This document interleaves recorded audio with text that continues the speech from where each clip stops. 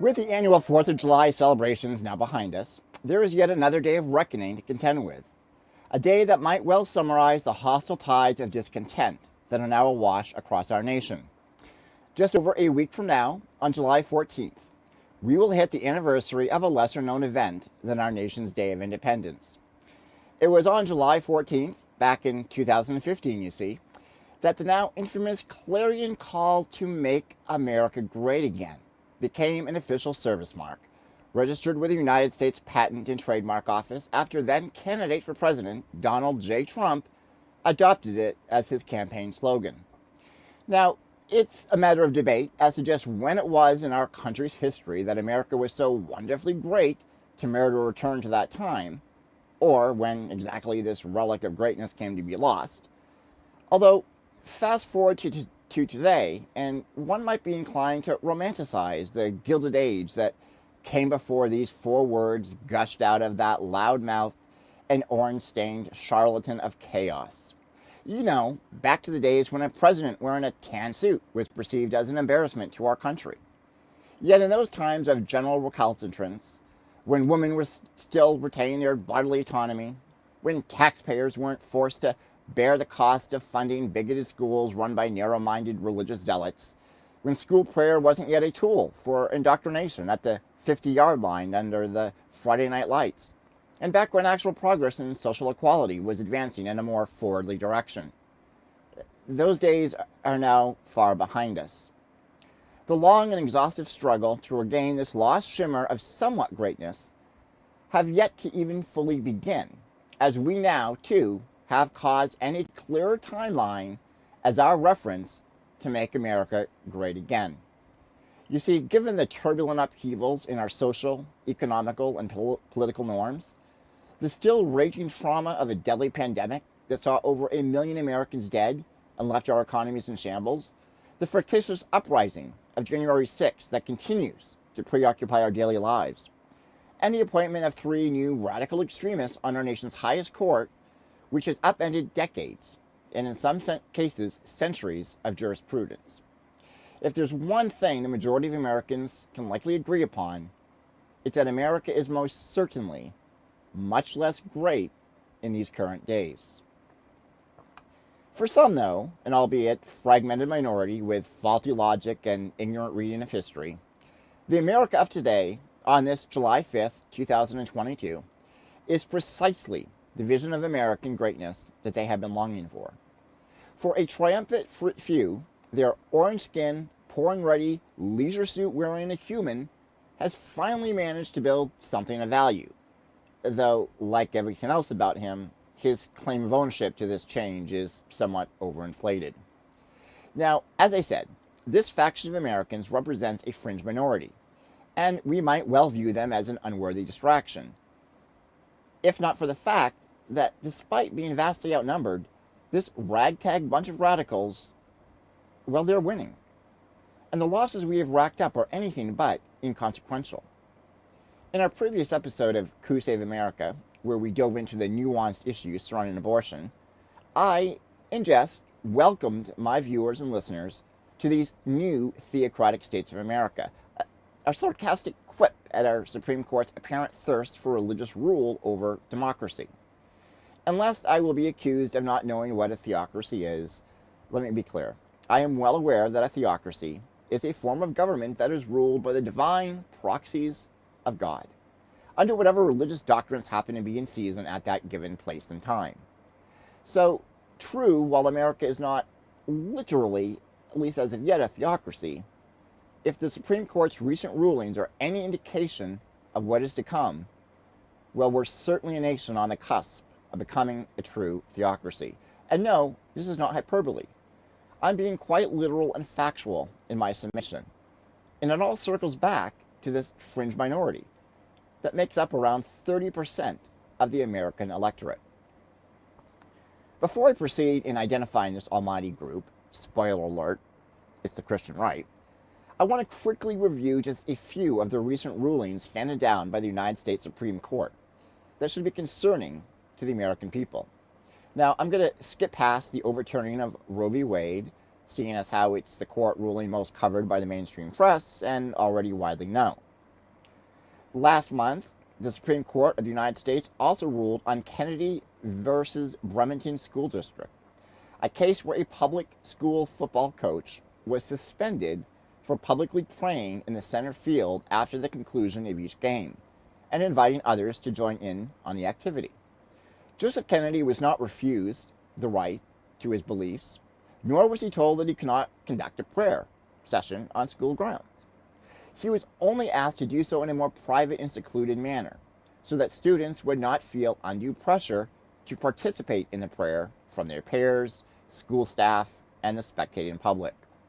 Kennedy, of course, continued to make his post-game prayer a widely publicized event, despite warnings to take things down just a notch, and was thus disciplined by the school board.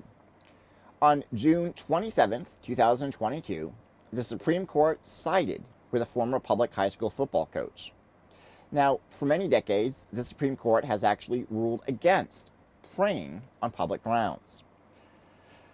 But with our new rising theocratic government, here too is yet another tradition lost to a radical court that has no desire to be constrained by former precedent. On June 21, 2022, the Carson v. Macon case was settled to decide that, in the state of Maine, school vouchers can now be used to pay for tuition at religious sites of education. Once again, this ruling goes against the long-standing precedent of separating church and state, because state governments can now be required to fund the very religious institutions that contribute no taxes of their own into the general pool. On the plus side, this ruling might maybe come in handy as a means for indoctrinating all those unwanted tykes soon to be produced by the Supreme Court's new forced birth provision. And what could be more American than taxpayers footing the bill for public institutions that openly discriminate and hate the most marginalized members of our communities? Kicking gays, lesbians, and transgender people to the back of the bus, or I guess in this case, off the bus, well, that's just a new tradition to be borrowed from our past. On June 23, 2022, the Supreme Court of the United States made a Second Amendment ruling in New York State Rifle and Pistol Association v. Kevin B. Bruin. This case examined the constitutionality of the 1911 Sullivan Act, a New York state law that requires people who apply for a concealed weapons permit to show proper cause, meaning a reason why they should, feel the need to be armed. The court ruled in favor of New York State Rifle and Pistol Association, deciding that New York's law was unconstitutional on the grounds that the public possession of pistols is, of course, a right granted to citizens under the Second Amendment. The court feels that concealed weapons should be allowed on a why not basis rather than a why should it basis. In other words, as long as there is no reason to withhold a concealed weapon permit, such as, a failed mental health background check or inclusion on the no-fly list, then the permit should be automatically granted. This decision is certain to imperil efforts to impose new gun control measures bent to stymie the epidemic of mass shootings and gun violence sweeping across our nation, such as the mass shooting that occurred yesterday. But it might also be, again, useful in our soon-to-be theocratic states of America, in case us non-Christian heathens step out of favor by the intolerant minority seeking to rule over us. And finally, there is Shin versus Ramirez, which, on May 23, 2022, saw the reversal of a prior United States Supreme Court decision allowing death row inmate David Ramirez to petition for the right to present new evidence of innocence on the grounds that he received ineffective post-conviction counsel. Again, this new ruling goes against precedent set back in 2012, stating that federal courts can indeed intervene if a prisoner receives bad counsel after being convicted as well as before. While the SCOTUS 6 have demonstrated an unbarring concern for the innocent lives of the unborn, in this decision, the Supreme Court has now fully enshrined into case law Scalia's 1993 claim that potential innocence doesn't necessarily stop the state from executing someone. In other words, once you're outside the womb, the pro-life position yields to the need for judicial expediency. Also, I suspect one might in the future lose the right to, convert to Christianity after being sentenced to death for worshiping the wrong deity. But, who knows? The Christian right, they might have grown more, Christ-like with age, maybe. Okay, light sarcasm aside, the concerns over a pen and theocracy are not entirely without merit. For the 30% of the American electorate that comprises the Christian right I keep alluding to, this is precisely the vision of America that they are battling to bring us. And as I said, it is a war that they are winning with much political stealth and nuclear precision. It is a war that dates back to the 1970s, gaining much political momentum under the presidency of Ronald Reagan. And that kept chugging along until its grand reformer in Christ descended down from the escalator of tower divinity to have golden adoration showered upon him.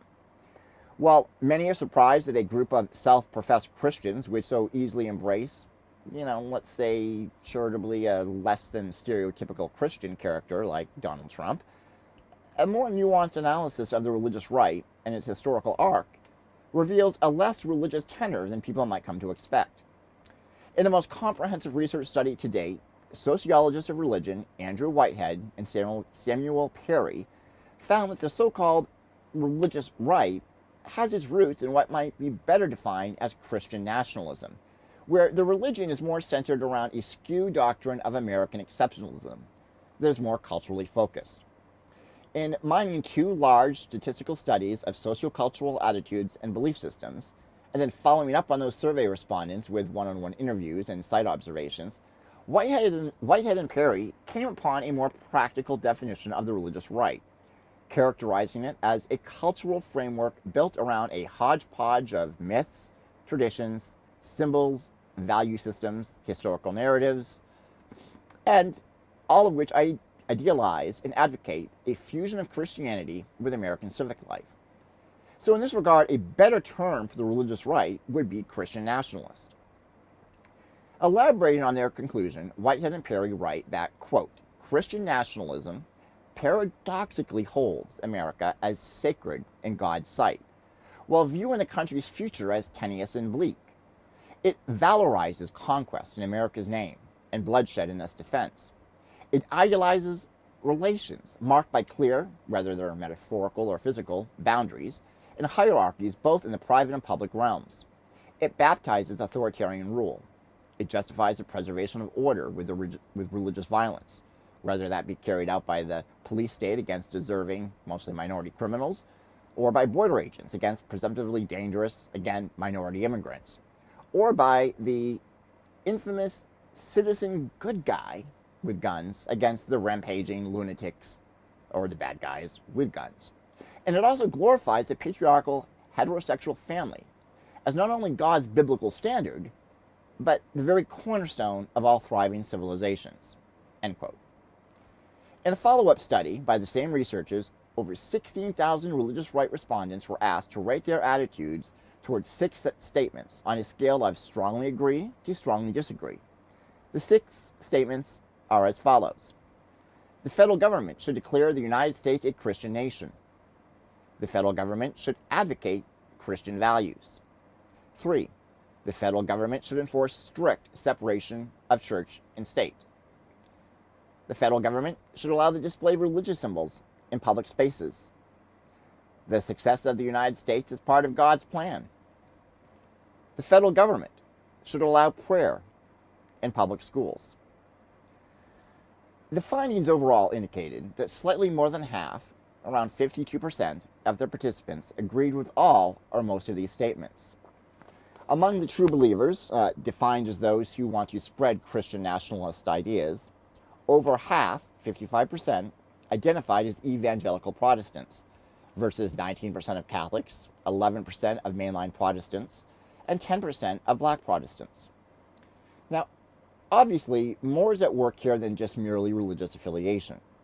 As Whitehead and Perry summarize, the Christianity of Christian nationalism represents something more than religion. It includes assumptions of nativism, white supremacy, patriarchy, and heteronormativity, along with a divine sanction for authoritarian control and militarism. It is as ethnic and political as it is religious. Understood in this light, Christian nationalism contends that America has been and should always be distinctively Christian from top to bottom in its self-identity, interpretations of its own history, symbols, values, and public policy. And they independent Bible. Now, with this description of Christian nationalism in mind, let's flash back to January 6th for just a moment and unpack some of the symbolism that was on display during the attack on the Capitol. Among the crowds were numerous flags and signs with "Jesus Saves" emboldened across them, and other Christian symbols proudly adorning blatantly racist symbols.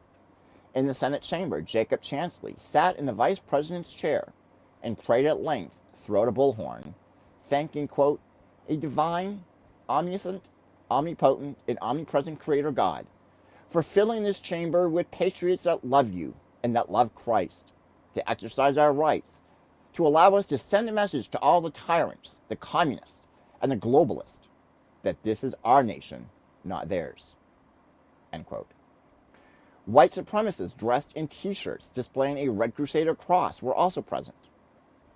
Throughout that dark day, time and again, the most deeply irrational and violent impulses of Christian nationalism were on full display, fueled with ample degrees of rage, paranoia, and apocalyptic fervor. As historian Kristen Kobes DeMuse writes in her book, Jesus and John Wayne, quote, "Today, what it means to be a conservative evangelical is as much about culture as it is about theology. The evangelical political resurgence of the 1970s coalesced around a potent mix of family values politics, but family values were always intertwined with ideas about sex, power, race, and nation. The reassertion of white patriarchy was central to the new family values politics, and by the end of the 1970s, the defense of patriarchal power had emerged as an evangelically distinctive. And while Christian nationalists might represent only a fragmented minority of the American electorate, they are a well-funded, hyper-organized, powerfully aligned, and politically influential coalition. Christian nationalists have their sights set on hijacking the federal and state governments, believing they are restoring America back to its Christian birthright. They reject pluralism and refuse to see themselves as coexisting alongside those with opposing views. Christian nationalists view the rising tide of diversity and tolerance as a visceral loss of their cultural dominance, a form of persecution from which they must rise up against, creating, of course, an atmosphere of rage, resentment, and unhinged paranoia that is quite susceptible to conspiracy theories and only further incites calls for violence. It is an attempt to rewrite the history of our nation in accordance with their theory of American exceptionalism, which is what we see referenced when the political right rails against public schools that corrupt our children with lessons on critical race theory and non-heterosexual gender norms. A recent proposal submitted to the Texas State Board of Education is considering curriculum changes after Texas passed a law about a year ago, allowing them to, get this, eliminate topics from schools that make students feel discomfort. Among their most recent proposals is a call to rewrite textbooks for second graders that would remove the term slavery and replace it with, quote, involuntary relocation, end quote. Comical as these efforts might be, they extend far beyond the culture wars we see playing out in the States. Christian nationalists have acquired literal power throughout the federal government, gaining access to our nation's most powerful institutions, from the federal judiciary, the military, mainstream media, and even within the ranks of Fortune 500 companies. And they have used this access to bring their faith and misguided conceptions of America to bear on the top leadership of our governing institutions. Christian nationalists have spent the last 30 plus years building and strengthening an army of organizations focused on transforming the cultural mainstream.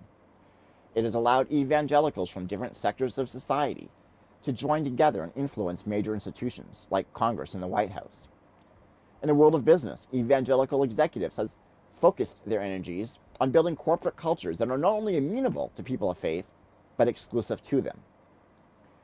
Evangelicals have been particularly focused on higher education, training up an army of young people to join the ranks of the future leaders in the Christian nationalist movement by taking up vocations not just within the church, but at Goldman Sachs, the Supreme Court, the State Department, the military, and the very mainstream of our political systems, with the express goal of utilizing those positions towards entrenching and politicizing their faith and excluding anyone outside their dogmatic views.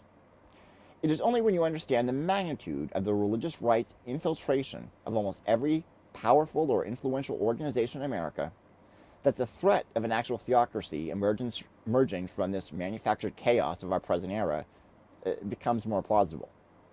We can agree with them or despise them, but to reject them as unworthy of careful monitoring is just lazy and extremely risky. The religious right won't go away if we just simply ignore them. In fact, ignoring them only furthers their efforts. And that, my friends, is the last word up front. I'm Sean Sainhart, and you're watching Coup Save America.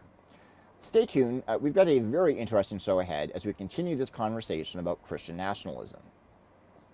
Coup Save America intends to focus a great deal of attention on the rise of Christian nationalism, with future episodes dedicated to various ploys and mechanisms by which they are acquiring and wielding power. I want to be very clear here. This is not meant to denigrate religion. And while as an atheist I may have a clear bias in this regard, I want to stress that I have no issue with religion. And I, of course, respect the importance of faith as a socio-cultural cornerstone. It is the vein of theocratic and religious extremism that perverts religion into a militant force that deserves all of our condemnation.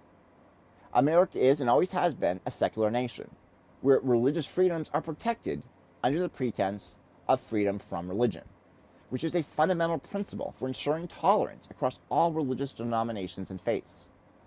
For this reason, I want to begin our series of expositions on the rise of Christian nationalism by focusing on the importance of the separation of church and state. Our guest today is someone I've been very excited to introduce. His name is Barry Lynn. He served as the legislative counsel for both the Washington office of the United Church of Christ and the American Civil Liberties Union. Lynn is an ordained minister in the United Church of Christ and a member of the Supreme Court Bar. He began a 25-year stint as executive director of Americans United for Separation of Church and State back in 1992. Lynn is the only American ever likely to have won a Free Speech Award from the Playboy Foundation and a Medal of Freedom Award from the Franklin and Eleanor Roosevelt Foundation for protecting our freedom to worship. You've also seen him on The David Feldman Show. He's had his own radio show, and he's going to be joining us in just a few seconds. We'll be right back.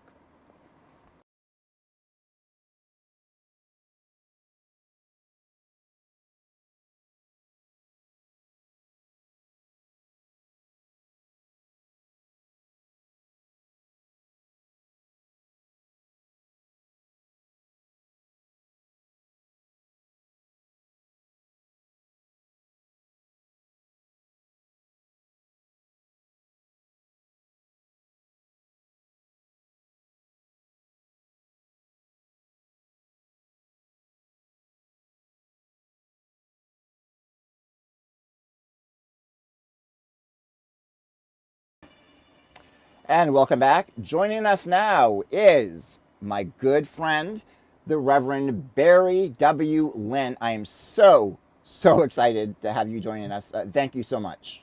It's wonderful to be here. I want people to understand that you are actually one of the unsung heroes in America, and I really mean that. You have defended what some might call the unscrupulous. For instance, I want to talk about the Playboy and pornography for just a moment, because I think it's very important.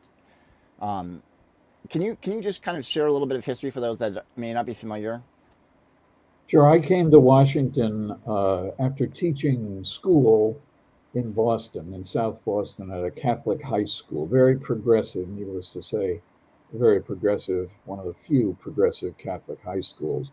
And I came to Washington to work on kind of the detritus of the Vietnam War. I had failed my own medical physical when I went for the Army physical, and therefore felt obligated, though, to keep up a kind of a drumbeat for justice for those people who chose to serve, veterans, and those who chose directly to resist it by going to another country or hiding in the shadows of the United States. And I did that, and shortly thereafter, I started to work for the American Civil Liberties Union. I do remember when the director at that time, Ira Glasser, about whom a documentary was made last year, he said, would you be comfortable working on the abortion issue? Because I was a minister, and so many of the ministers at that time were developing followings primarily because they were anti-reproductive choice.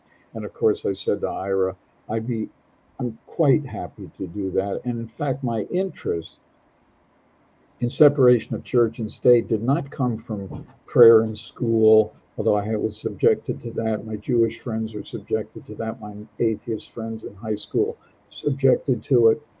But it was in college when I was talking to a friend of mine about going on the spring break. And I said, "Where are you going to go?" And he said, "London." I said, "That sounds like fun." He said, "Well, it won't be fun." I said, "Why?" And he said, "Because my woman friend at the time and I are going there to obtain an abortion." I had marched with Dr. King. I had been a staunch opponent since high school of the Vietnam War, and I didn't understand the clout that churches had. At that time, frankly, it was mainly the Roman Catholic Church. They had so much control over the legislatures of places like New York and Massachusetts. You could not obtain a safe legal abortion anywhere in the United States. So I worked with the Judson Memorial Church in Greenwich Village and arranged some information about how to uh, get them connected to abortion providers in England. That was the centerpiece of my transformation. And after working for the ACLU for a while, I was given the opportunity to run Americans United for Separation of Church and State. That was an organization that had been started back in 1951, primarily and ironically by members of the clergy. At that time, there was the the beginnings of the kind of Christian right that you've been describing. But there was mainly this deep concern that the most powerful religious institution of the time, the Roman Catholic Church, was getting undue influence over the direction of the country. And in its beginnings, there were some things that frequently the case with nonprofits, things you kind of wish you could erase from your history. There was a lot of anti Catholic bigotry at the time. And some of what Americans United was about was fomenting that same thing. But by the time those early days were over, when Jack Kennedy was running as a Catholic for president, his brother Ted Kennedy came to one of our meetings and said, if it hadn't been for Americans United saying you cannot vote against someone based on his or her religion, he said, I'm not sure my brother would have been elected president. And at that time, you could fill up to thousands of seats in major auditoriums around the country with activists interested in the separation of church and state. If you did that now, you might get 500 people, but the truth is, in most places, until very recently, people thought this was a principle established. Maybe there was some nitpicking at the edges, but it was secure. Now, of course, we know, particularly from the last Supreme Court session, it is far from secure. It is eroding very, very quickly. So those are the three things: working on peace, working at the ACLU, where, as you mentioned, I did a lot of work to destroy something called the Meese Commission, which is a commission studying pornography under the auspices originally of Attorney General William French Smith, and then Ed Meese took over, and it's been known with high degree of dishonor as the Meese Commission. Most of its recommendations went nowhere, but when people are too satisfied that they can go and find their favorite porn on the internet, remember the Supreme Court will take an interest in that and will be much more willing to agree to censorship, whether it's of sexual material or anything else that a majority of people in the state don't like. I'm doing a thing at the And Kurt we're already Vonnegut. kind of seeing that too. What was that? We're already sort of seeing that as well already. Oh, We are. I mean, it's, it's a, I'm doing this thing at the Kurt Vonnegut Museum and Library later in July. It's called, it's a 2 hour program called Everybody Doesn't Like Something, Why Not Ban Everything? And there are people, Alan Dershowitz, before he became further and further into the depths of weird constitutionalism, we used to talk a lot. We did some television shows together. And one thing he was known to say, which I do think is a good idea, he said, if you really want to prove that you're a First Amendment purist, then be exposed to the thing you hate the most and try to defend it. And I think First Amendment people who have the best, or they think they're pure in heart when it comes to it, then you find some things that they don't like. There were efforts in the Senate, for example, to do things like guarantee that if a political candidate had someone make an adverse comment about his or her opponent, that person would be given free television time. And I would like to think I've never run for office. I've never had any interest in doing that. But I'd like to think that if I did, my principal point would be not just some good things I'm in favor of, but I'd want to be very, very directly opposed to the principles and the positions of my opponent. That would come across to some as negative advertising. And of course, negative advertising has uh, blossomed, blossomed with these kind of cancers on the body politic, like political action committees, 527 organizations, even these spin-offs of charities. Charities are constructed as 501c3 organizations in the tax code, but there's a sister way to do that, C4s, and even those, ostensibly, none of these are supposed to coordinate with the actual campaigns of people running for office, but they always do. And in fact, during one of the more recent cycles, I remember I was watching CNN, and they had some guy from a PAC supporting one candidate, and the host just said something like, well, I know you can't coordinate them, but I'm sure they're watching. So this whole thing, I think if you're a charity, you ought to do charitable things. If you're a political organization, you ought to do political things. And then you can do anything you want. Churches, on the other hand, Yeah. are not supposed to, charities are not supposed to endorse or oppose or support or oppose any candidates for any public office. And you can see that that is really nonsense. It wasn't taken seriously, even by Bill Clinton, even by Barack Obama, and certainly not by Joe Biden. Instead of saying and bringing test cases, saying you have crossed the line, you've done something, these are not things on the fringes. These are things like churches that put up, this was a recent Senate election, they put up a senator and said, this person believes in life, and then they had a smiling baby, and then they had this person doesn't, and a really terrible photograph of a Democratic opponent.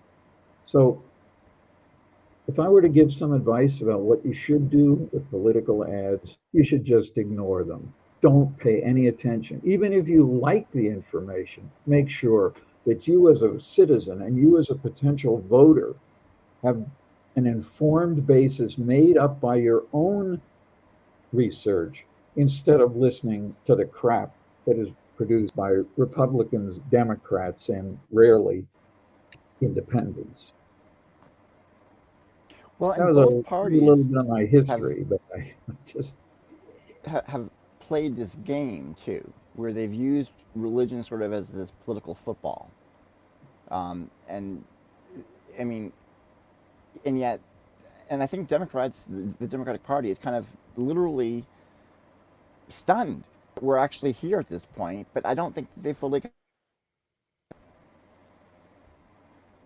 the I just lost a little bit of what you said at the end there, but During the John Kerry effort to become president, he actually had an assistant, an aide, who said that to the New York Times one day that she was urging Democrats to de emphasize the phrase separation of church and state. Separation of church and state was an idea that was so powerful back in the 40s and 50s. People understood what it meant. Now people are confused, and I can't think of a single politician in the last 20 years who's campaigned with a statement that says we are going to defend the separation of church and state. Now they might say it privately. I don't take much from private promises from would-be politicians. I really don't. I'm more interested in what they're willing What to say is church? publicly. What is separation of church and state? Because there's arguments right now saying and they were making reference to a letter written by Thomas Jefferson. Right. So it's really the establishment clause that we're talking about. Separation of church and state is, where did that term kind of come from? It does come from that letter that Jefferson wrote to a congregation in Connecticut, but it means something a little more than that. It means that there should be a decent distance between the institutions of government and the institutions of religion. And the free exercise clause, which has occasional value. Let's say you want to be a firefighter. For a long time, if you were a Sikh of the Sikh faith, you couldn't wear a turban and be a firefighter in most states. And there were ostensible reasons like, well, your turban might catch on fire. Well, that's why firefighters often have helmets. There were prisoners who could not grow a beard. If they were a Muslim prisoner and they felt that they needed to grow a beard, prison officials would say, you can't do that because you could hide contraband in the beard. I mean, outside of those characters from Duck Dynasty with those really long beards or the band members of ZZ Top, you cannot hide a weapon in a beard. I mean, but this is the kind of nonsense that was being promoted. So I do think there was justification for saying the free exercise of religion does mean something. The problem is now it doesn't just mean Sikhs can have turbans, prisoners can have beards. Now it means, well, in the last 2 weeks, football coaches can pray with their students right on the 50-yard line after a game. That is not the free exercise of religion. Now, some people may say, well, who's harmed if a football coach wants to say a prayer? How would you respond to that? Because, a lot of people think, yeah, this is an irrelevant issue. Yeah, I think it goes back, when I was in high school, there was still, I went to high school in Pennsylvania, so there was both Bible reading and prayer every day. And I asked one of my Jewish friends once, I said, aren't you uncomfortable with this? And he said, yeah, but he said, what am I going to do about it? And so the other thing about whenever politicians get close to religion, they do tend to corrupt it. And I remember so vividly, although I'm 74 years old, what it was like to be called upon to read these Bible verses to the class in high school.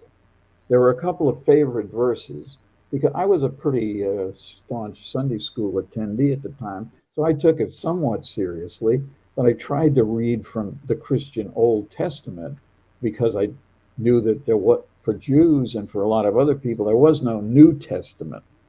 But people would read from a passage in the book of Proverbs that uses the word breasts, because how else in high school can a student go breasts? And then, or read the begats, this effort in the early part of the so-called New Testament to explain how people got along so that Adam and Eve begat this and that, and it goes on, for a long time. But I think people didn't take it seriously. I think some of us may have not spent a lot of time listening because it's a really good time just to make hand signals to your friends, or perhaps even for me, look at somebody you had a crush on and go, "Wow, she's beautiful." That is not what religion should be all about. And I was really, really offended by that. As I said, it wasn't the single thing that took me into, but I think the other thing about prayer, if you do it, Jesus, by the way, says don't pray in public. This is very clear. Says if you want to be listened to by God, go into a closet, go into a room by yourself, explain what you would like, and then God might respond affirmatively. But this character, Judge Kennedy in Bremerton, Washington, wanted to do this in a very public spectacle way. He wanted to go out on the 50-yard line and pray. And the harm there is not just that it might seem strange to people who were not Christians of his kind, but that a lot of people, uh, a lot of parents would report and filed affidavits where they'd say their son came home and said, if I don't join the coach in the middle of the field, I am not going to be allowed to play. I was just talking to a guy in Massachusetts the other day who was on a wrestling team of a high school, and he said, we knew that if we didn't go along with a Christian prayer, and he was not a Christian, we might not get to wrestle. So, I mean, these are very real. And a word that I've tried to keep using more and more is evil. There are people with evil intentions, and those people with evil intentions are really happy to couch it in any other way. I did hear Donald Trump once at a campaign rally, literally at a religious right gathering, which I used to go to all the time. And it was inconceivable to me that he had any idea what the Christian faith was all about. Because as is said sometimes biblically, by their fruits you shall know them. If you're going to mock people with disabilities, if you're going to grab women non-consensually, guess what? You have just demonstrated that you don't give much of a hoot about Christianity. When he was Where he attempting left the whole to, Bible. yeah, the whole Bible, if held upside down, that's always a good cue too. But the thing about him, he was obsessed with a couple of things in that speech, including how he would make sure that more people said Merry Christmas, as if the president and commander in chief. I mean, I did dozens, maybe 100 television shows about the so-called war on Christmas. There was no war on Christmas. They would consider it a war on Christmas if you're on the religious right, by anything that they didn't get to do. So if they didn't get to put up a nativity scene right in City Hall, that was a war against Christmas. And we had a lot of, victories about that when I was at Americans United and even before that at the ACLU. But there was no war on Christmas. And people used to say, well, why do you do, I used to go on Fox a lot, Fox News Channel. And it's an embarrassment. I mean, it's literally, when I was on it and doing it, there were only two other liberals, Robert Reich and Ellie Smeal, who runs the Feminist Majority, and I. There were only three liberals that would ever go on the Fox News Channel repeatedly. And when I had a guy who was one of the bookers at Fox News Channel, and he said, I'm quitting, getting another job. I want to take you to lunch. And he told me this interesting story. I said, yeah, I don't get really invited much to be on Fox. And he said, you want to know why? I said, sure. He said, because Americans United for Separation of Church and State is a big organization, and you're very articulate. And So what we were told the book is somebody you find on the internet uh, who, who has no organization and is not going to know where to look in the camera. But so I think that one of the things that happens with the media these days is no matter how much time they spend, they don't get much to the point. On something like the Kennedy case involving the prayer at the football game, one of the difficulties with having a segment of most segments are 6 to 7 minutes long. Um, the court doesn't even agree on the facts. If you look at the dissent in that case, where they say this is clearly a violation of the separation of church and state, you'd think and of course, one of the dissenting judges put a couple of photographs in her dissent that depicted this coach and dozens of players surrounding him at the 50-yard line. And yet, if you look at the entirety of the majority opinion, the 6 people majority opinion, you would think that the only thing he did was give a private affirmation to God at the end of a game, which I think, and in fact, what I understand, I mean, I wasn't at Americans United, it was our case, but I guess when I retired, it was taken over by other people, but in a good way. And I don't think anybody would have brought a lawsuit if the only thing the guy had done as a coach was go and say a prayer on the sidelines or maybe even on the football field.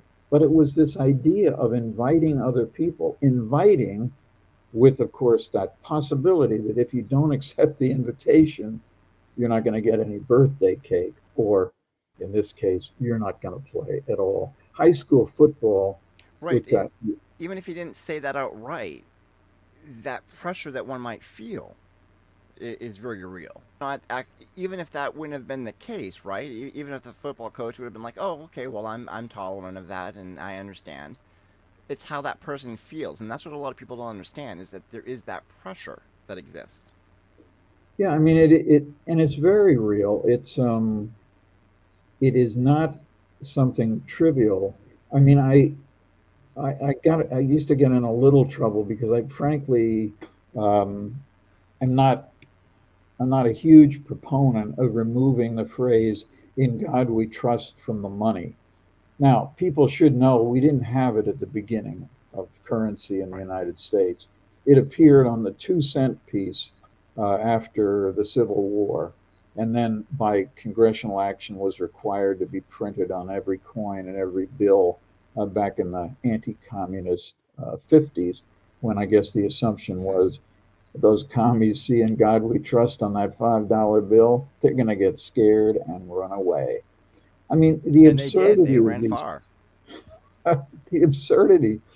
And I used to say, "In God We Trust" on our coins is kind of a fraud because when you think about what money is used for, bribing public officials, hiring somebody who you know is a sex trafficked prostitute, this is the same thing that you use with that. So I just found it absurd to believe that this was somehow necessary or important for the very promotion of the faith of Christianity. That's ridiculous. Yeah, and what if there's let's say that somebody is Jewish or Muslim too, and you see these memes on Facebook too, like, well, geez, what this means is that the church of Satan can now say prayers on the, or, Muslims, and that'll really, and that does kind of go back to that point.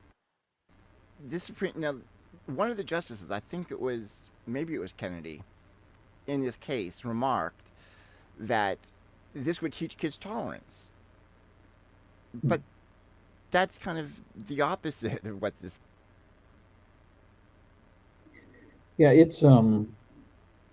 it, it is, I think, safe to say that with the possible exception in recent years of Justice Sotomayor and Justice Kagan. I was never sure Justice Breyer really fully understood what separation of church and state was all about. There's a point where the passion is important. And one of the reasons, as you described in your monologue, that the Christian right has gotten as powerful politically as it is because people ignored them. They thought these people are crackpots. We don't have to worry about them, but you do.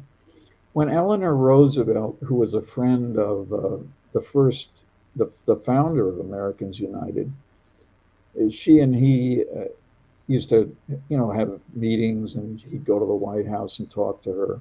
She was a very strong proponent of separation of church and state. She was against prayer in schools. She wrote a thing for the most popular magazine of the time, Reader's Digest, explaining why this was not a good idea. She opposed the idea of paying private religious schools to educate children. She said that she and Franklin had sent their own kids to private schools, but it was, she said, unthinkable that we would expect somebody else to help pay for that. Now we've kind of come full circle on that issue as well, because just days before the Kennedy decision we've been talking about, here comes another decision out of the state of Maine. A lot of mooses there, but not so many high schools. If you're in a congressional, in a school district that doesn't have a high school, you got two options. You can either arrange with some neighboring school district to have the young people go to those alternative public schools, or you can just say, we'll subsidize private schools. But the state of Maine did understand separation of church and state.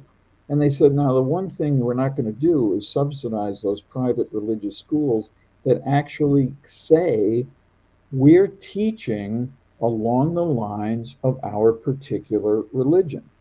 So you could be affiliated with the Methodist Church, but you couldn't say, by the way, we're teaching history based on the history of Methodism or the Presbyterian doctrine of, well, the Supreme Court just did away with that just 2 weeks ago and said, no, you have to. Now there, you say, well, what's the problem with that, some people say. Problem with that is you're paying for somebody else's religious education. And some of these schools were bitterly anti-Muslim, for example. They said right in the materials. And one of the few things I'm going to say that's nice about religious right is that if you listen to them, they're often very honest. Not always. But if you look at their materials, they say, we believe Christianity is the only religion worth promoting. We want our students to learn how to combat Islam. I mean, one of them was that blunt about it. And don't get me started on people who are trans or Right. the in the back in 2002, when they first started to put a kind of dent in this idea that you don't give money to private religious schools, it was in the state of Ohio. And in the state of Ohio at the time, they had very strong anti-discrimination laws about who can or cannot be allowed to be in a school. And when they said, well, you religious school, but you'd have to apply the same statutes of non-discrimination, that was, I mean, I remember doing a lot of shows that night saying, well, to remember, you can only get this money because you're always looking for some vaguely golden fleece in the middle of something. And it's, at least they have to obey the non-discrimination laws of Ohio. Now you don't have to do that anymore. You can discriminate and still get the money. That is a terrible duplex of ideas. And that's one of my biggest problem with that ruling is because there are schools that have basically they've expelled students who even express LGBTQ identities or even have an interest in so that they're identifying as that. As you said, Muslims, other religions. And I come from Maine. I was born and raised there until I was 18, and then I left. Like you said, too many mooses. Yeah, There, I was fortunate. I lived in Bangor, so there was a public school, a public high school, and there were a couple of middle schools and so forth. But yeah, there are a lot of different areas in Maine where they do not have a school. My stepsister actually lived in a district, and here's a strange thing, she actually went to a religious school paid for, so I'm not sure how that worked. mm, But it just, it was unthinkable even back then. I mean, I know that my stepsister, who I said she went to a Baptist school, they had people that, I mean, it wasn't as welcomed as it is today, but there were people that were gay sure. in that school that were, and it just seems like it was back when I was a kid. It just even seemed like it was unthinkable that you would expel a student um, and yet today it just seems though. I mean, we've seen that with the case somewhat back with the baker that wouldn't bake a cake for Right. a gay wedding. Um, this seems, I mean, this seems to be where this faction of the religious right has decided that religious freedom means we have the right to basically expel people that we don't agree with. Yeah, and it's in a sense, it's you brought up the cake, the Masterpiece Bakery case. Right. I try to avoid going to bakers that claim their works are masterpieces, but I guess he was trying to somehow convince you that I'm more of one of those tasty cake crimpet kind of guys. But this year, the Supreme Court's already agreed to hear a very similar case where uh, a gay person has asked for the creation of a website. And the web design company, the head of this thing said, we're not designing any website that promotes gay people. So she's gone to the Supreme Court. They agreed to take the case. If four members of the court agree to take a case out of the nine, it's taken almost uniformly because the website creator lost in the lower court. They want to overturn it. They don't hear cases where they want to affirm the wisdom of some federal appeals court. And I think, I mean, I see no hope that that gay person will ever be granted a demand, no matter what the state laws are. A lot of states in Colorado, one of the things that was interesting about that case, it kind of hinged on a very narrow determination that I don't think is going, you're not going to see it. They talked about the way in which the regulations and the statute uh, requiring uh, uh, kind of not supporting religious people not doing what they were supposed to do, because they said that a civil rights commission in the state of Colorado had actually, during the deliberations, this was the central point, during the deliberations, one guy said, you know, we can't just open this door because religion has been used in the past for all kinds of nefarious things to justify anything. And the majority of the Supreme Court, that's shocking. That's called truth. It's called truth. It's why there were Jewish um, students going to college under these very rigid, we'll only admit 6% Jews. All these things. This is part of our sober, terrible history of the United States. And for somebody to acknowledge that is simply telling the truth. But they focused on that one sentence. And the masterpiece baker is now presumably masterpiecing cakes for only Bible believing Christians. The But this other case doesn't have that. I don't think the facts are going to have that kind of a sentence. And as a consequence, I suspect that that will be another breach in what we thought was serious and clear First Amendment doctrine. That the First Amendment does not negate the civil rights laws of the state or of the country. Yeah, and period, and I'm somewhat ashamed of this. It- when this kind of first started to come about, I mean, and this even went back before the Masterpiece Cake Shop, where I just became very hostile towards religion, right? Because, I mean, I was seated against, and I want to really, it was watching you on the David Feldman show, and I really recommend people watch or listen to the David Feldman show, that sort of woke me up a little bit because it was like, wait a minute, I, I'm not going to let this fringe minority taint my view of religion. And I really want to thank you and Tom Weber as well, Yep.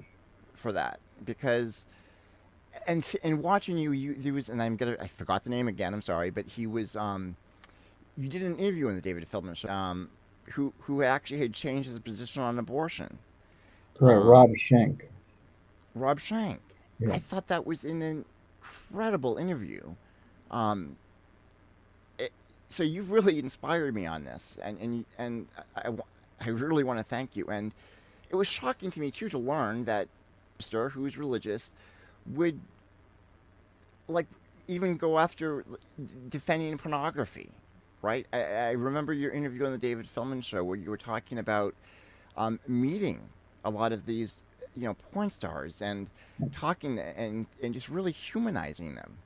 That to me is what Christianity is about, right? I mean, it's about Yes. Jesus did not go around, you know, dismissing people. Um, and it's just curious to me how this has been. And I think a lot of it too is that it's not so much about religion. It is about this idea of American exceptionalism, this idea that America is a Christian nation, and that we somehow, I mean, it really is a lot about the culture. Um, the problem is that even though this is a fringe minority, they are winning, and part of the reason they're winning is because they understand how to use power. Um, the, I think it's Liberty University, Jerry Falwell, Correct. who they've got schools that their entire mission of these schools is to produce lawyers on the Supreme Court or the different federal benches, and we're sort of, and the Heritage Foundation is part of that as well as part of that Curated. attempt to sort of elevate the religious right. What do you think? Do you think it's going to be easy to overturn the overturning of Roe v. Wade and combat some of these rulings, or do you just think it's going to get worse? Because with the Supreme Court in play the way it is, it's quite fearful. I think some big changes need to come. I think that I don't know about you, but I get 15 emails a day demanding that I send money for some kind of response to Roe versus Wade. And I know the leadership of all these organizations. I have deep respect for them. But when somebody says, I don't have much money, who should I give it to? I say, give it to abortion providers. Give it to the DC abortion, the Access Project. I don't know if you saw my interview with the young woman from that kind of got me involved in the DC abort.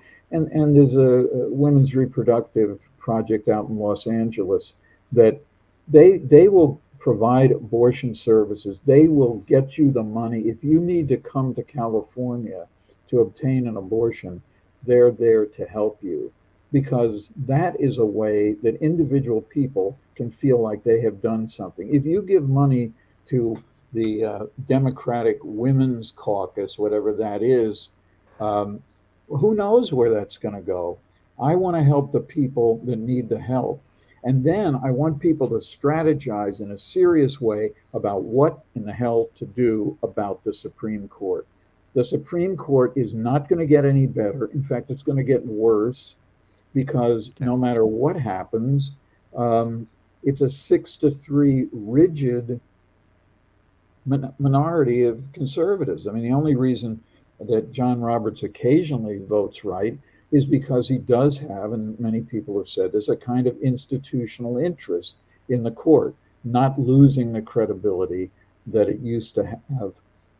And we have to expand the size of the court.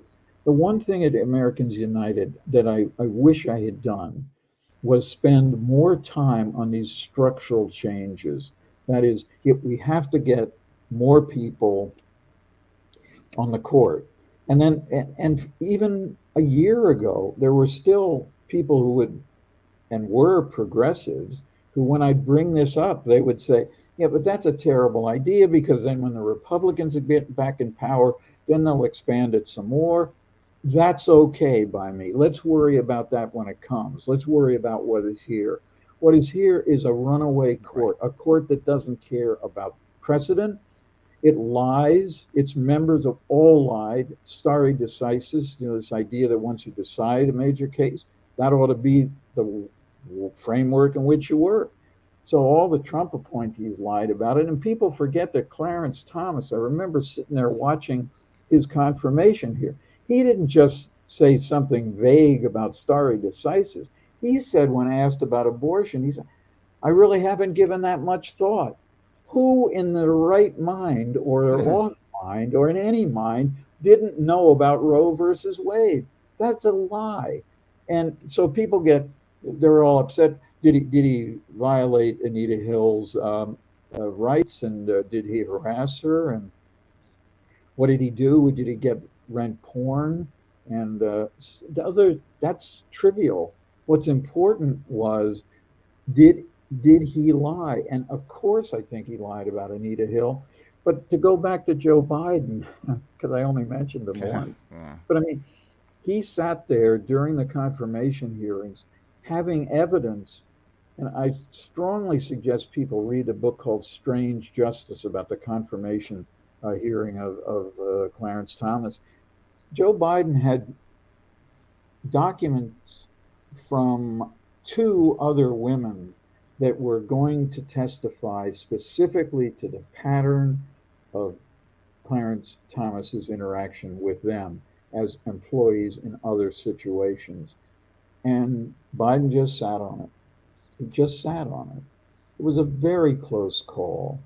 And if you look at the latest documentary on Anita Hill, and you look at what the Judiciary Committee looked like at the time of the Clarence Thomas hearings, it was all white men, all. Dianne Feinstein was in the Senate, but she wasn't on the committee at the time. It was just a bunch of white guys talking to an African American guys. And when Clarence Thomas talked about, I don't want this to become an electronic lynching, everybody's people squirming at that. They don't want to be looked at as electronic lynchers, but they never really probed. And this is a problem that we have consistently with the Democratic leadership. And I know you're pretty tough on them, and with good reason. There's kind of, because we know, I mean, we mentioned what Biden did in the past. And then, of course, last week, he announces he's going to appoint to a trial court in Kentucky this Yep. character, I think Campbell is his name, who is anti choice. I mean, he was going to announce it the day the Roe versus Wade decision was overturned, but he waited a couple days and it leaked out in the papers in Kentucky. He should repudiate that. Why would you possibly do that? Make a deal with Mitch McConnell? Mitch McConnell is an anti-institutionalist. He doesn't care anything about the Senate of the United States. He cares about And he can't making be trusted. policy decisions that he can live with. Exactly. It is infuriating. Well, and the same thing with Nancy Pelosi. I get those emails from her all the time. Hey, I need $5 or $15, to protect Roe v. Wade. I'd love to say to her, well, maybe you should have thought about that before endorsing Henry Cuellar and Yeah, opening your arms. I mean, it just seems absurd to me that a party says, hey, we stand for abortion rights, yeah, and yet Nancy Pelosi's making statements back in 2015, we should really open pro life and against abortion. But, and what really infuriated me was that immediately after the Supreme Court struck down Roe v. Wade, literally minutes, almost as if they knew and they were prepared for this, is when the flood of emails came asking for yeah. money. And to me, I found it offensive. I And just I've lost. gone on Facebook too, and I've said the same thing that you said on Facebook. Like, do not donate to Democrats. Donate to organizations or groups that are going to help women get abortion, because abortion is now illegal in what, 13 states? Yep. So there's organizations these women get to the abortion providers that they need to. And of course, there's things that Joe Biden could do. He could open up federal lands for abortion clinics. He won't do that. Yep.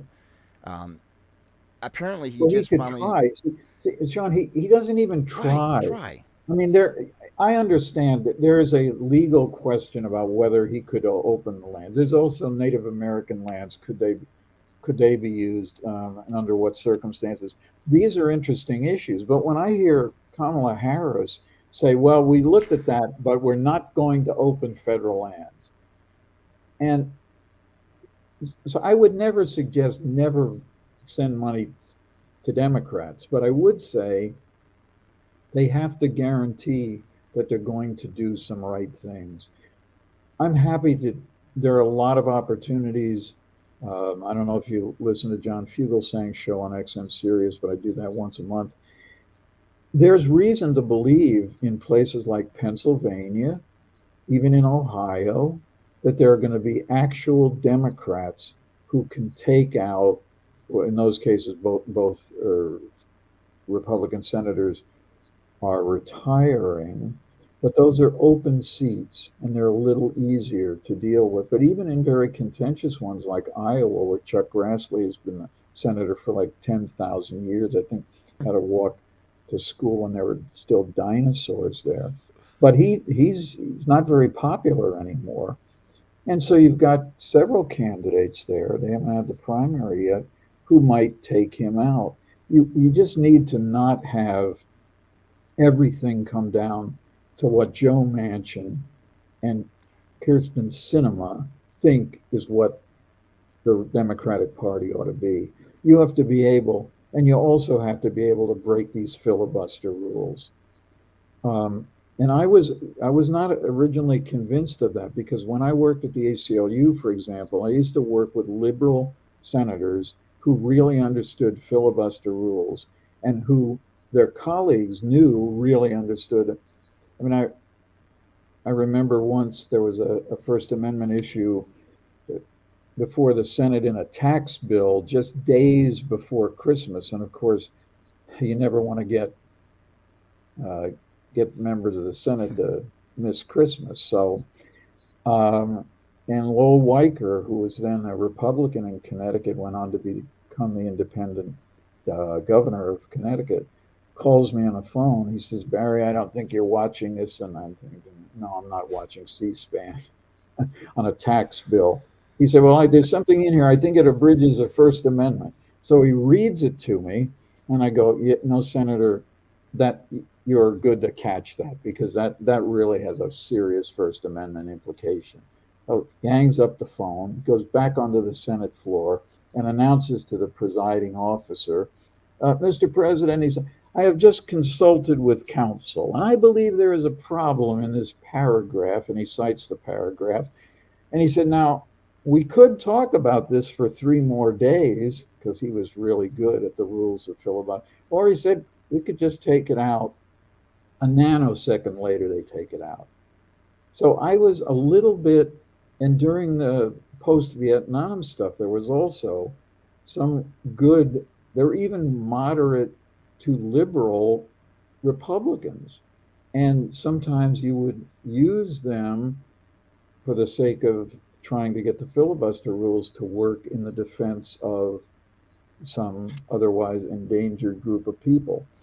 But I quickly lost that sense, and I think now it's very clear to me that the filibuster has no good purposes. It's never going to be used for any good purposes.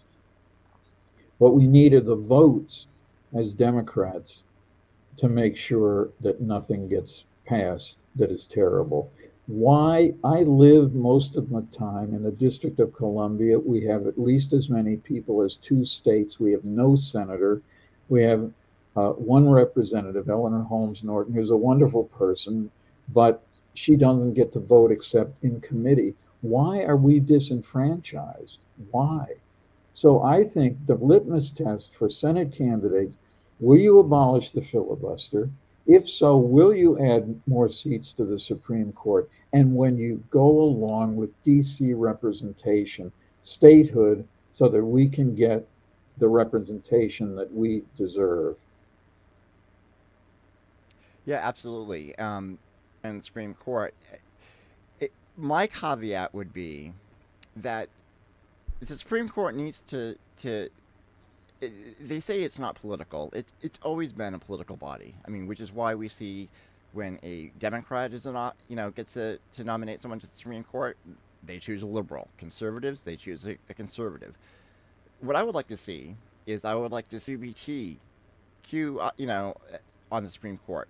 I want to see, more diversity. Never mind, political, but I want to see the Supreme Court and Congress too, for that matter, be more representative of America, the diverse country that we are. I mean, what about a Muslim on the Supreme Court, right? Right. Um, I politicized, and I agree with you about there is some hope with with some Democrats in the Democratic Party. I guess my thing, coming from a sort of sociological perspective, is that it seems as though they're not addressing the structural and systemic causes. I mean, when I see racism, when I see, even with the religious right, for the most part, this more as symptoms of a much deeper problem, connected problems like the economy and all of these things that it seems like nobody wants to address that. And I've been arguing since Roe v. Wade got overturned that this isn't even about abortion, really. It's not even about the Supreme Court. But we can't just focus on abortion, because you're not going to, even if they win the midterms, the Democrats, they win the midterms and they codify Roe v. Wade, I don't see that being as a solution if they're not willing to tackle the court. And I've yet to hear, I mean, other than AOC and a few members of the squad, address that. I mean, they're promising to codify Roe v. Wade, talking about the deeper issues. And that's what I find most frustrating, is that they're not willing to even talk about the fact that there's deeper systemic issues at play here that go way beyond just abortion. And I think that the right wing kind of gets that a lot too. Oh, they do. I mean, we progressives have a lot of trouble coming up with messages that fit on bumper stickers. And the good news is they shouldn't need to do that, because they should want more time to explain what is so terribly wrong. Wealth inequality, the way we treat the elderly, the way race works and religious discrimination works in this country ought to be addressed. In order for the Congress, though, to take those things seriously, they have to be asked by the media to take things seriously. I mean, I've had television on for the last 2 days since a horrible shooting in Illinois yesterday. I know. Where do you find people who will talk about the systemic question? They let people come on. I watched an interview on CNN with Governor Hutchison from Arkansas, and he was talking about these new plans to do mental health work. And well, what does that mean? What does it mean? And how do you avoid, with these so-called red flag laws, the fact that you're more likely in a lot of states to red flag people of color? That's going to happen. We know that. And these predictions of psychiatrists, it's kind of like prison recidivism. It's very difficult. You talk to serious people, they go, we can't predict whether someone's going to go out and become a burglar again. We don't have the tools to do that. So, though, but that requires more than the kind of trivial. When I was doing a lot of television, I was asked to be on because I knew stuff. I knew a lot about the military discharge system. I knew a lot about pornography. I knew a lot about the First Amendment. I knew a lot of church state. But now they just have people who just are so called experts on everything. And trust me, in 6 minutes, you can be an expert on anything. You can just sit there and repeat some talking point that you got from your favorite right or left wing magazine, and you can sound, oh, Yep. that guy really knows what he's talking. Why, she's brilliant. That's what is so corrupt about it. When I was first, when CNN just got started. I had been in Washington a couple of years, and they had this remarkable show on. Most of their shows didn't start in Washington, they emanated from Atlanta. And you'd have to fly down to Atlanta to be on shows. And so somebody called me, you want to talk about women in the military, or I think that was the ostensible purpose of it. And I was editing a military law magazine at the time, and I said, sure, I'll do this. So I went down, I flew down there. The other two people, one was the woman who ran something called the Committee for a Free Afghanistan, and the other was Phyllis Schlafly, anti-ERA support. We did the whole show, an entire hour on women and the military and military justice, an entire hour. You couldn't get an entire hour if you were, I don't know, a pop star. It was unthinkable. And even MSNBC, when it started, I used to do a show that had Ron Reagan, the good Ron Reagan, the son of Ronald Reagan, Oh, yeah. and a woman named Monica Crowley. And they would actually, you'd go over there and do a show, and they'd give you two segments. I remember being on with Franklin Graham once.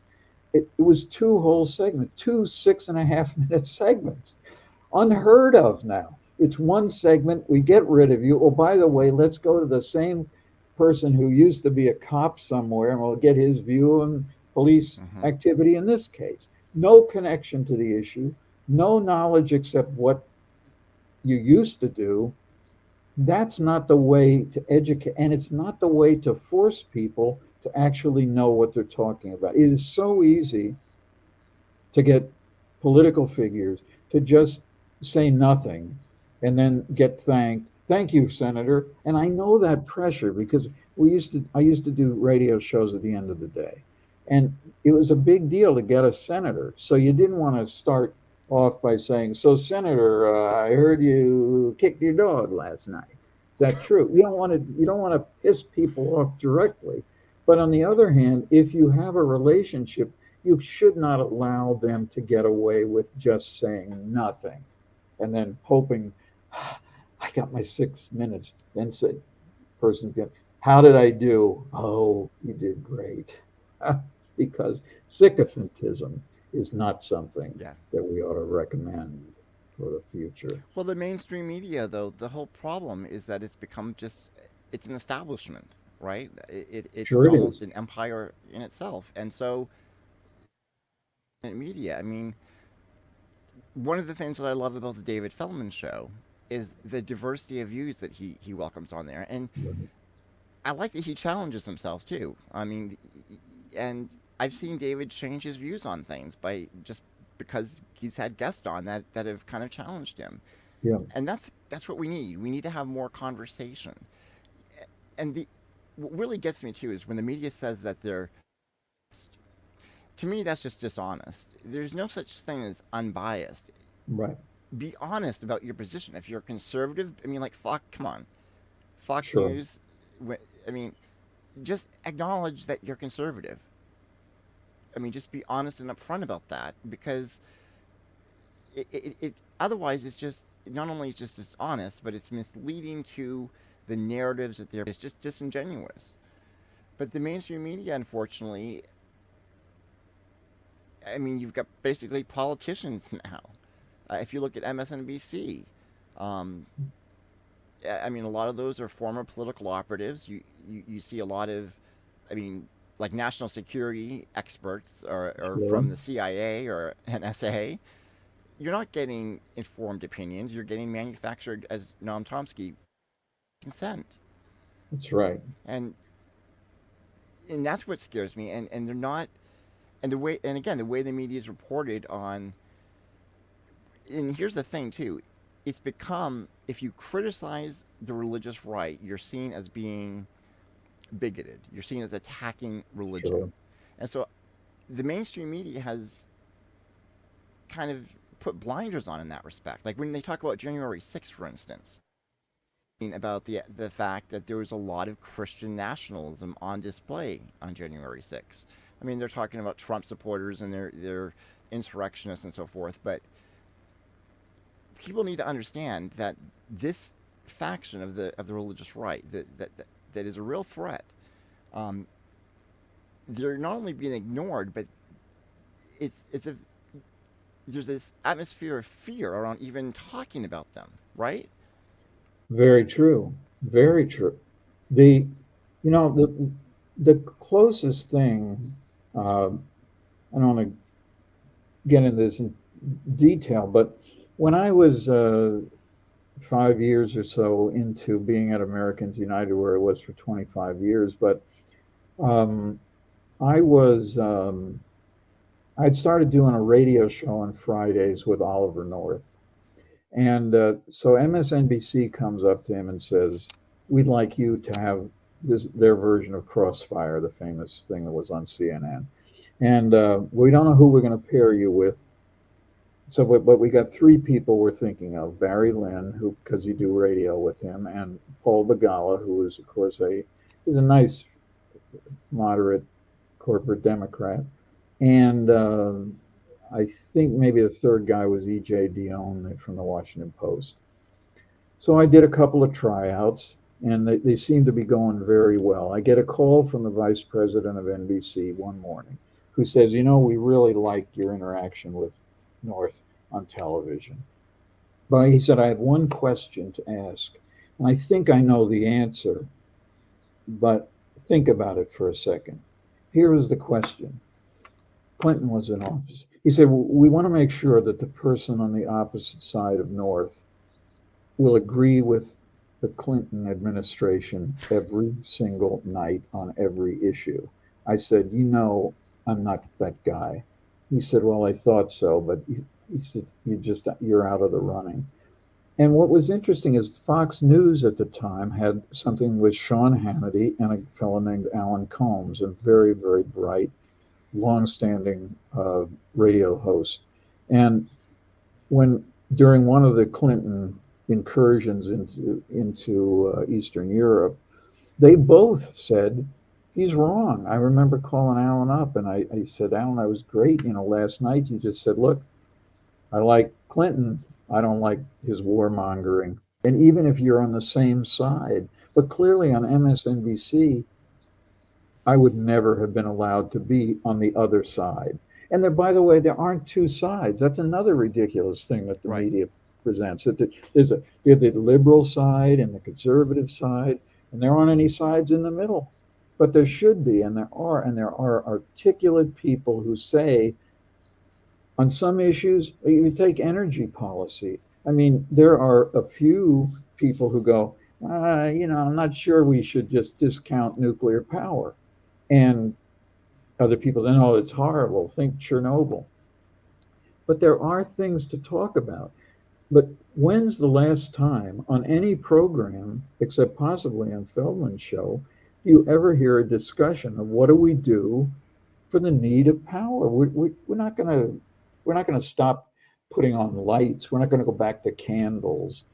But what do you do? How serious? I haven't heard a discussion about biofuel. I haven't heard a discussion about what it's going to take to turn to solar in 5 years.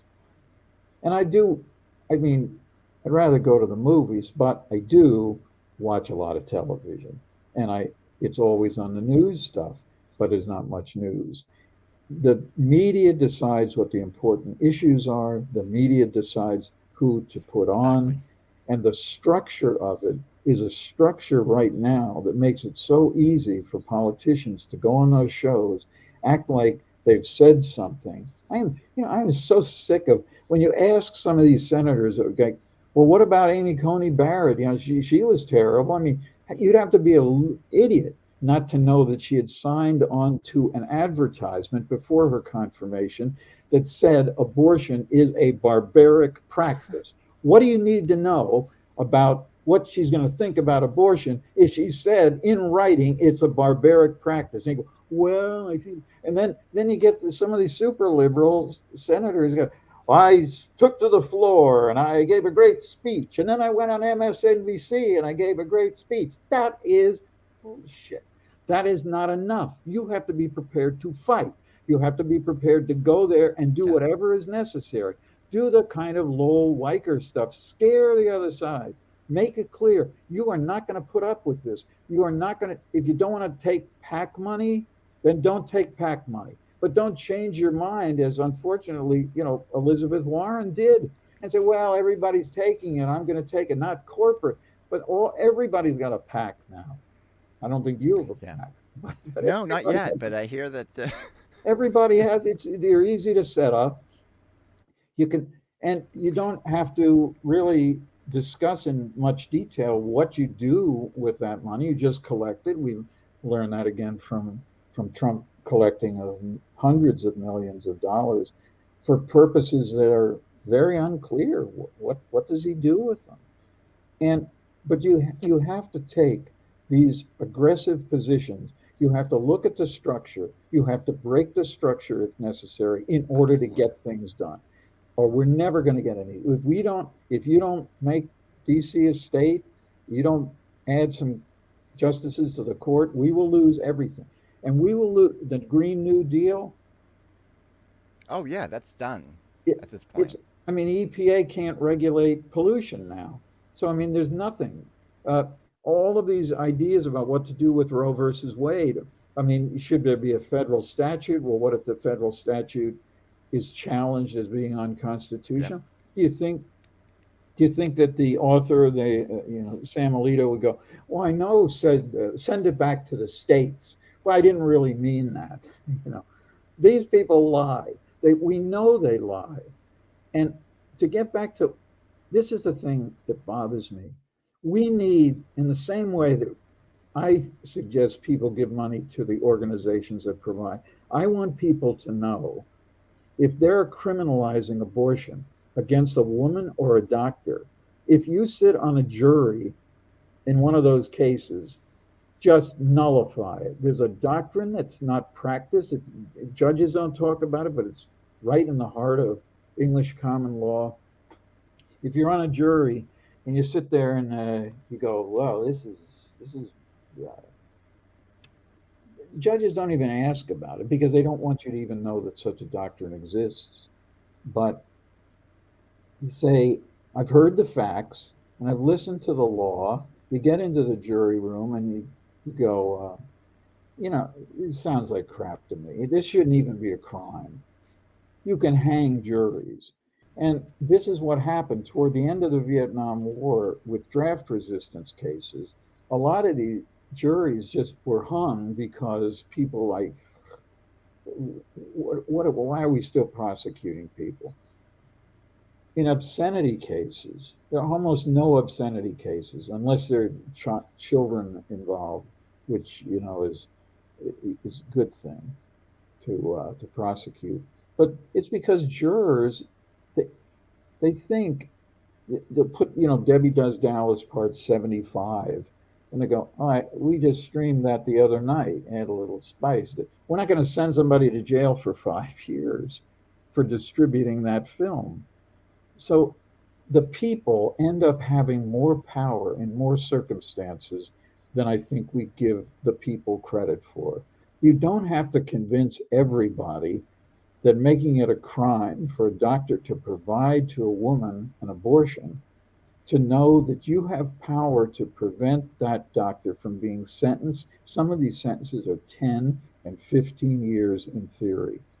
Just learn what it is and know about it And I guess these days in the judicial system, you just lie about anything. We know that because of those three justices and their opinion. If a judge actually says, "Will you listen to the law and the facts and apply that?" You go, "Yeah, I have to tell the truth." But and I hate feeling like this. I hate generalizing. But in these states where we're talking about, is it and I know that the media likes to do this. They like to black and white, like, well, everybody in those states support this. But what are the chances? I mean, how much of a majority in these states do you think that the religious right has that could? I mean, because I don't we don't know at this point. I mean, I want to have faith in fellow citizens. I want to believe that even people that are anti-abortion are going to like, yeah, we're not going to send a doctor to prison. Politicization that we see in this country and the radicalization in these states, do you think that there are people that would oppose these, or because it seems like it's this culture war, like let's own the libs, or vice Well, versa. Um, what do you think Ralph about that? Reed, Ralph Reed, who was kind of the creator of the Christian Coalition, used to say, "I would rather have control over most of the school boards in this country than elect a president." And he did what progressives forget, that you have to have a bench. When you think about it, somebody asked me yesterday, well, if Biden doesn't run, and she knows I'm not a fan of Kamala Harris, who Hmm. would you who would you run? And I'm thinking, well, we don't have much of a bench. And the people, some of the CNN correspondents who were in state legislatures, and then they decided that maybe they lost, or they decided they can make more money on CNN or something. You cannot give that up. You have to look at everybody. You have to care who's the sheriff that's running. I mean, I'm in Massachusetts now, and there's some upcoming local races. If I lived here, if I was a voter here, you better believe I'd figure out who these people are, because I want to know. Sometimes they're telltale signs, like if somebody has a yard sign and also one of those flags that are blue, black, and white, the defend the police flag. I'm going to be very skeptical about whoever that person is Right. endorsing, because that seems wrong.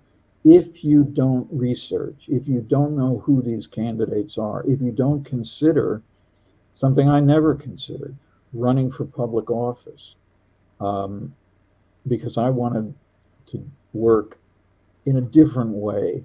So when people would say, "Well, what do you do?" and I work against the government. Which government? I said, any government, until there is pure. I remember Pat Buchanan asked me one, "Why didn't you ever work for a president?"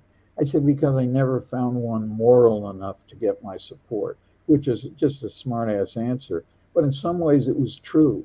You cannot ignore what's going on at the local level. If you do, then you end up with state legislatures who want and will probably be given more power uh, by the Supreme Court in 2 years. You have to know who these people are. You have to work to elect them. You can't just assume that if the president is a good woman or man, that'll fix Right. everything, because it won't. Because it won't. And I just, uh, the progressive movement, in my experience, sadly, does not is a does not stay late enough. I can't tell you how many meetings I'd be at, whether it be these right wingers on one side, handful of leftists that go home to watch television. Your right wingers that stay there and work all the time, stay longer, and win because they're there and they're noisier. We No, progressives. absolutely, and that's exactly how this minority, this religious right, has gained power. Is they've realized you have to. They've played the long game, and they've started at the local level. I mean, they've started with sheriffs, as you've said. They've taken over. Um, and everybody else has just been focused on, well, gee, we need a woman president. Let's just go with Hillary. I mean, it's so much focused on the federal level, and I get Yeah. that. People are busy with their lives; they're distracted, and it's very difficult to be informed about who these politicians are, especially at the lower levels. So we've got this easy system. Oh, well, I'm a Democrat. Oh, D, there you go. Oh, I'm a Republican. R, and that's Exactly. part of the problem with party politics, especially a two-party system. Well, one-party system really, but um, and you're no, you're absolutely right. We do need more people running for local office because that's really, I think, and it took me a while to realize this, but I think that's really where the true power lies at the local level. It starts there and sometimes it ends there. I mean, I'm a big fan of Jamie Raskins. I used to be one of his constituents. He was a friend before then. But he is an example of a person. He ran for office in Maryland at the state legislature. He won that a couple of times. Then there's an opportunity to go to Congress. And if you listen to him, as opposed to most of the people that I've been griping about, he actually knows stuff. He was a law professor, and he was also a great communicator. That is to say, he could actually talk to students and convince them about what the law was and where he thought it was wrong and where it ought to be. So you need people. When you listen to the people on the fringes of the Republican Party, like Lauren Boebert and Gozar and uh, idiot former judge from Texas, Louis Gohmert, you Oh, listen to them and jeez. they go, well, Wait, they're just on he the was a former fringe. judge. What? Judge, really? Gomer? Gohmert, Louis Gohmert. He was a federal judge Oh, in Texas. Now he's in Congress, and he's just stupid. But then you take the next. You look at the list. I mean, I've been out of the direct lobbying business for 3 years. There are people who are Republicans who show up on these talk shows and I've never even heard of them. That's because they don't do anything. I want people to mm-hmm. do something. I'd almost rather have somebody who says, I've been in the House for 6 years, and this is what I'm going to do. Even if I don't agree with it, at least I know that they're not simply checking the box or going to Kevin McCarthy and say, "How do I vote on this?" Those days ought to be gone forever. Democrats and Republicans, they got to think for themselves. But if you have the leadership of a Nancy Pelosi, Yeah, it really matters. If you really think Jessica Cisneros is the reason she supports Henry Cuellar is she's assuming that there's some slight chance that the House may stay Democratic, and she's going to need every single vote. Jessica Cisneros probably wouldn't support Nancy Pelosi as Speaker. So there are these, and so there are outsized members of Congress um, who ought to be more responsible. If they're going to lead a party, then they ought to know what the party should stand for, and it shouldn't stand for, exactly. oh, everybody has an opinion on abortion. It doesn't matter what yours are. You're going to vote for me, Henry. I'm supporting you. Yeah, Those people, those people in leadership ought to be leaders. They ought to be people who are able to look at what is happening, what the problem is, and come up with clever ideas that are workable. And if they're not workable, try it. This country used to try things. Now we don't try a damn thing. We're locked into this pattern where we decide, well, there's this alternative or that alternative. We don't think, to use that cliche, out of the box. The smallest, the biggest boxes are the boxes around the Capitol because people do groupthink. They very rarely do yeah, independent thinking, and they have a lot of staff. It's like, the people on the Supreme Court do not write those opinions. They have a huge number of clerks every year who write the opinions for them. And then they try to convince us that it's really, really, they're so smart. Being a lawyer, I think I can say this. You don't really have to be that smart to be a lawyer. A lot of lawyering is just simple. You can almost go, there are internet sites where you can go write a will, you know, to, Right. I mean, yeah, it's boilerplate stuff. Even in major appellate cases, there's a lot of boilerplate stuff. You don't have to be a genius. And with the demonstration of that is people like Clarence Thomas, uh, Kavanaugh, Amy Coney Barrett. Do we think those are the best people? I remember when Clarence Thomas was nominated, the president came out and said, "This is the best person we have. The best person in the whole world is Clarence Thomas." You've got to be kidding. As I used to debate him when he on the Equal Employment Opportunity Commission, and I thought, where did this guy come from? And then soon he went all the way to the Supreme Court. And it's worked out well. For him, Yeah. yes, it has. And for the religious right. The religious right is in total Yes. control of the United States Supreme Court. When people say, well, what does it mean that it's lost its credibility?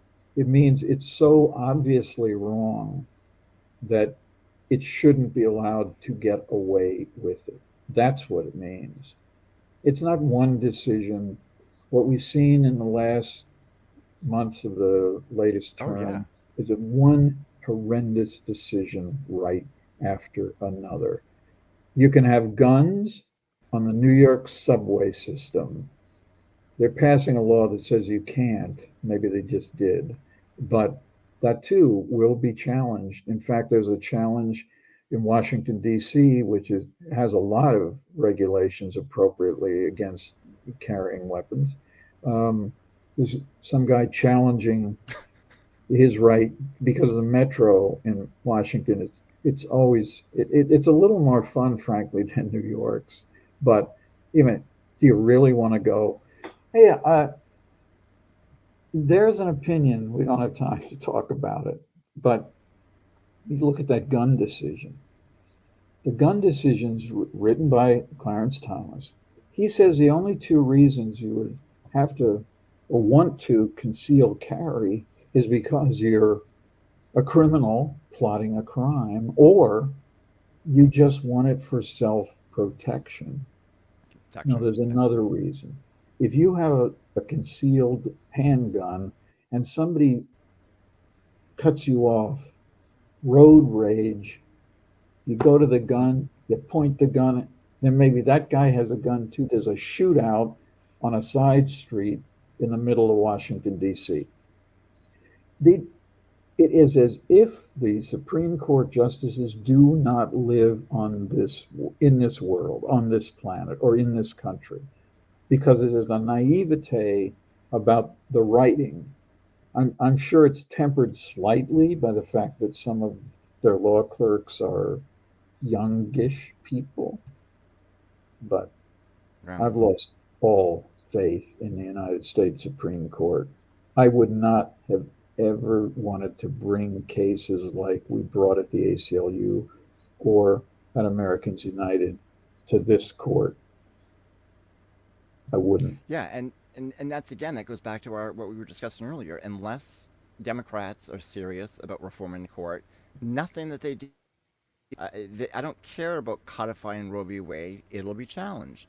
Um, and that's what's just again so frustrating is that they don't either they're completely incompetent and they don't understand this or they're complicit. I don't really see, you know, it's just Yeah. disgusting. Yep. I mean, the one thing about the Senate races that gives me some sense of optimism is that these very hot button issues we've been talking about are ones that Senate candidates who are Democrats could talk about, could say meaningful things about, and that there might be enough ticked off people in the state of Ohio, for example, to go, I often vote for Republicans, but this Democrat says we're not arresting women for having an abortion. We're not, maybe I'll vote for her. A lot of women can't. Excuse me. A lot of women candidates running this time too. Do But you think, real before we wrap up, do you how confident are you? Because it seems as though I'm seeing a lot of people that are even with the abortion ruling, there's almost like a backlash against the Democratic Party. Do you think the Democrats are going to come out ahead in the midterms? Because I'm not confident of that at this well, point. I think the House is lost, but I think the Senate in individual races. Tip O'Neill, Speaker of the House, said all politics is local, and in some ways, I think that's true because I think if you look at what's going on in Georgia, for example, when you have Pastor Warnock, who was elected in a special election, has to run now for a full term, running against a man who I think, in all candor, is the dumbest human being I have ever seen run for the United States Senate. Herschel Walker. Oh yeah, He I mean, I said this on the show the other night. And the host said, "Well, but then maybe it's just brain damage from concussions." Well, it is. Maybe it is, but this is stupidity without. It never ceases. It every 2 days he says something so weird, and the polling numbers for Warnock are going way up in the last week or week and a half. That doesn't mean he's going to win, but it does mean that that seat, which I think everybody thought would be lost, is not going to be lost. In Pennsylvania, notwithstanding John Fetterman's stroke, maybe he should have been a little more candid about that, but he's still way ahead of Dr. Oz, who is just a charlatan. I think people in Pennsylvania, Fetterman's way ahead, meaning I think if you're not ahead by 5 points, you're not going to win as a Democrat. But yeah. No, I I hope think is Fetterman wins, but yeah. I mean, but I think there, and I think, as I said, I'm up in Massachusetts for a couple of weeks, and there are a lot of ads for Maggie Hassan, who's running for reelection as a Democrat in New Hampshire, and she's. I thought she was probably a goner, but then the governor of New Hampshire, Governor Sununu, who I think most people thought he was his father, John Sununu, but they didn't remember why they knew him. Um, but he decides not to run. And so now she has, I think, a real chance of holding on. So you have to hold on to some of these. You have to gain a couple more. So this is not, you don't need a blue wave. You don't need a tsunami of Democrats. You just need to be careful about the last couple of weeks, which is when people make decisions about who to vote for, yeah, who's got a reliable chance of winning so that you can get to a number of 50 that does not include Senator Sinema or Senator Joe Manchin. So, yes, that I have guarded optimism because you can't be in despair. You can't literally go, it's all hopeless. Because if you do that, you contribute to an attitude of national suicide and you deserve what happens to you. You can't give it up.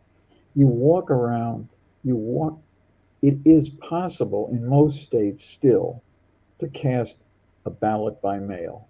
And the other side's making it very hard to do that. yeah. But if you have to take a half a day off of work, if you don't have a ride, there are places now that will give you rides. I wish a nonprofit would literally say, all we're doing with your money is hiring buses, and we are going to go to neighborhoods on election day and pick people up who want to vote.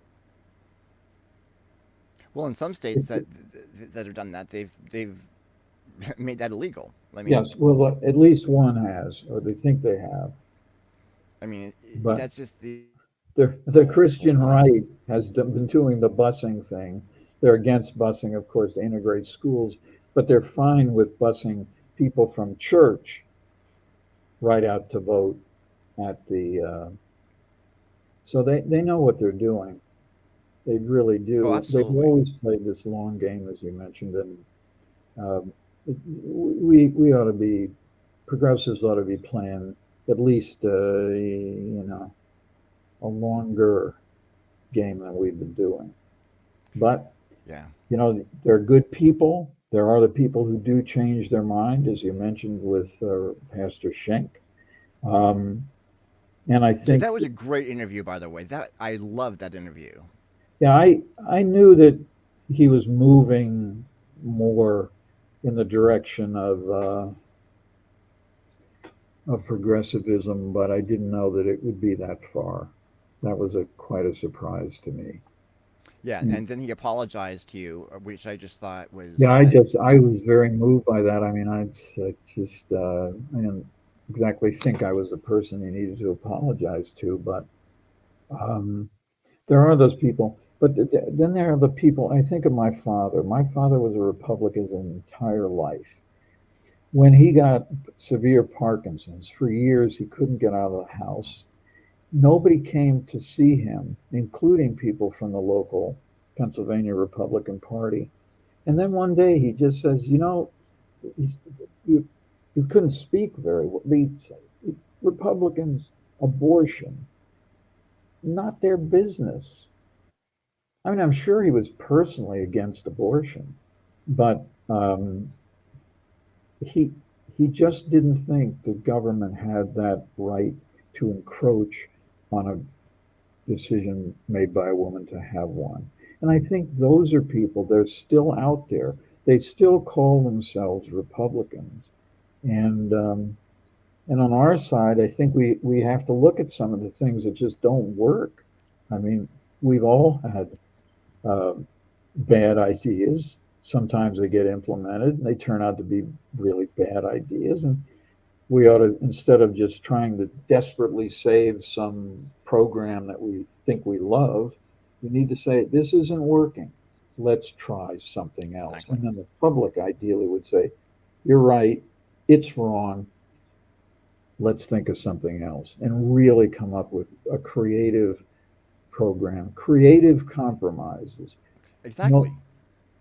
I was involved with one on a church state issue as we wrap this up. They wanted to pass a bill to allow Christian clubs to meet in public schools. And I said, this is a terrible idea. So I went to the ACLU leadership at the time. I said, why don't we just try to make this a student rights bill and say not just religion, clubs of any Right. kind about any culture or political issue. And the head of the ACLU at the time, Ira Glasser, said, that's great. Think of what we could have done with that during the Vietnam War. So working with Lowell Weicker again, we got him to change the bill. There's this big 2-hour session with another senator. Senator finally said, okay, let's make it. That's why there's so many gay, straight student alliances all over the United States, because of that bill. And the right wingers who kind of went along with it in the beginning wrote then in their right wing magazines, I wonder if we made a mistake in passing that bill. We got our Christian clubs, but the gay people got theirs too. And this is why you are really an unsung hero, because so many of the things that we have come to take for granted, you have been a part of. You've defended. Um, so, on behalf of everyone, I want to thank you for all of the work that you've done and the work that you continue to do. I Um, appreciate it. and Really do. you really, I've been so nervous interviewing you because, um, I literally seeing you on the David Philman show, and it's just you are an inspiration to me, and you've Well, really in my eyes and my heart on so many issues. We don't get enough of you on the David Philman show. um, well, uh, you get an hour though. we um, still need a little bit more, it's and we need you to do more interviews too on the David Philman show, because the people that you've been interviewing lately, I mean, we need to hear those voices.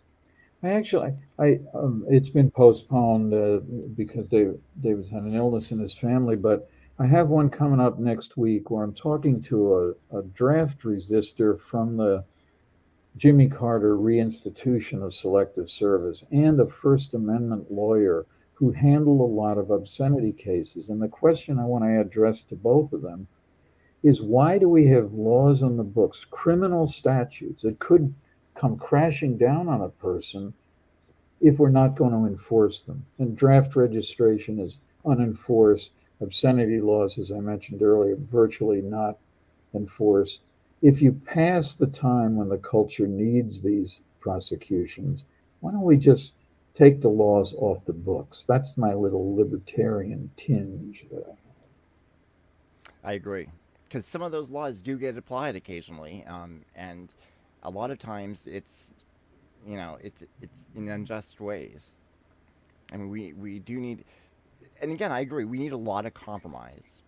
Um, I mean, I love that idea. Again, I don't have a problem with Christian groups, in schools, but I like the way that you frame that is it should be open to everyone. Exactly. So, on people, other than the David Philman show, where can people learn more about you and listen to your show? You said you had a show on Sirius. I do John Fugelsang's show on XM, the Progressive Network, usually once a month. And I think the easiest thing for people to find, if they want a little about history of mine, is to go to www.barrywlynn.com, my website. And it talks about other things I'm doing. Sometimes I do uh, still do some public appearances, but and I am almost finished.